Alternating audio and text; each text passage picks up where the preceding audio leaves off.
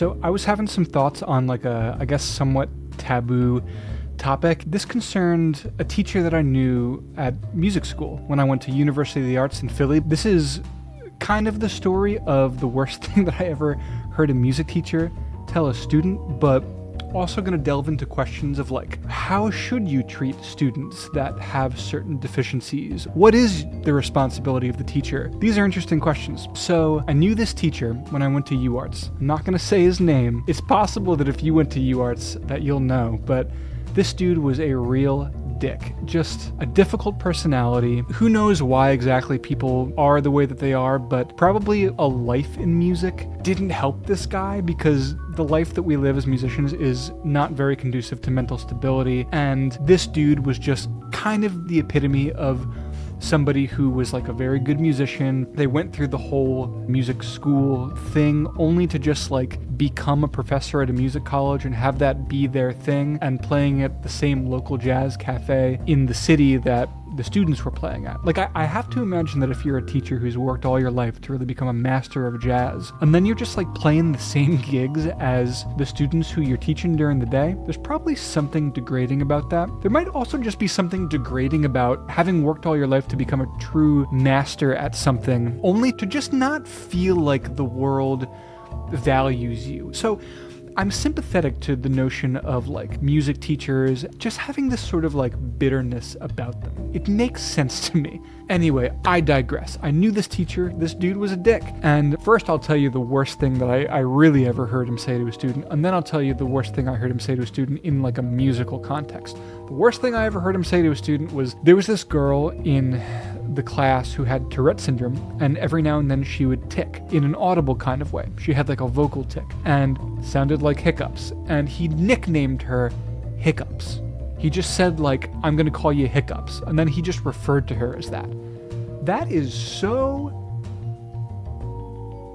like, how can you even do that and like not get fired? I still have like flashbacks to when he like bestowed her with that nickname, and I wondered to myself, like, why didn't I get up and say something? Like, that is worth standing up in the middle of class and being like, yo, what is your problem? Anyway, I'll tell you about the actual musical worst thing that I heard him say to a student, meaning the worst thing that I ever heard him say to a student that was actually like relevant to the music school kind of scenario. I think that this is an interesting thing because it kind of cuts to the heart of like, how should you treat students that don't have certain things together by the time they get to music college? Because college is a serious thing, and you should have certain things together by the time you're at music college. And if you don't have them together, you should know about it. So there was this sax player, and it was some kind of ensemble class. We were playing through standards, and the students would take turns soloing over the changes. This one sax player, he really didn't grasp the concept of soloing over changes. Meaning, you're in a key, let's say you're in C, and over plenty of things, if you know the C major scale, and it's a chord progression of chords that all come out of C major, all you gotta do is know the C major scale to play over this song. But in jazz, one of the defining things about it is that the right set of notes in any given moment is kind of constantly changing. So this is the kind of thing that you should probably come into jazz school having together. If you've settled on doing something as a career to the point that you're going to college for it, you should just be at a certain level before you take that big step, and especially go into debt for it. Anyway, the sax player didn't have that together, and we were playing over jazz standards, and not only was he playing bad notes, but he came across as being unaware of that. Maybe that's even worse. And the teacher kind of stops the song, and he says to this kid, like, you really don't have it.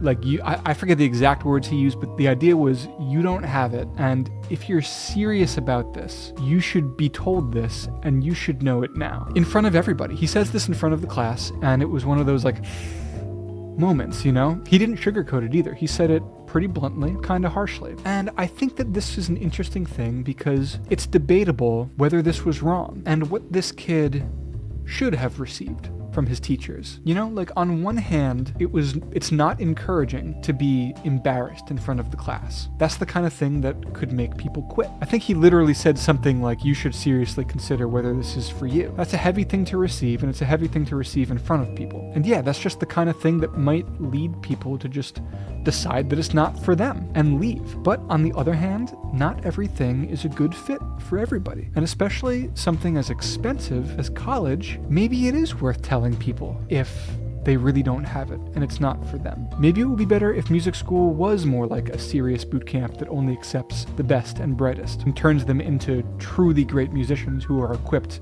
to make a career out of this. There are times in life when the harsh truth is a good thing, when people need to hear certain things, and you're not doing them any favors by keeping people from what they need to hear. I think it's really debatable how to handle this kind of thing as a music teacher, because I have seen students who have made remarkable turnarounds. I knew a kid when I was going to the School of Rock when I was a teenager who was essentially tone deaf. He couldn't match pitch. He actually couldn't match pitch. And he was there as a singer. Now, this is an after-school program for high school kids, so this is not the scenario where you ought to be telling people that they don't have it and turning them away. Well, this kid, through some good instruction and through the opportunity to be on stage and experience, actually got to a point where he sounded pretty good. So people can change, and just because you don't have it right off the bat or you have natural barriers doesn't mean that you can't make enough progress for it to be worthwhile to pursue music at all. And so it's important not to discourage people. Now, how you balance that with the fact that people's natural barriers are a very real and serious thing, I'm not exactly sure. I've had students who, if you just watched their hands when they played the keyboard, their pinky bent and their fingers would curl in weird ways and they would be unable to do even kind of the most basic coordination. I might say of them that they didn't have it. And maybe if those students had said to me, hey, I'm thinking of going to Berklee, maybe that would be the time to have a serious conversation with them. But what is that point?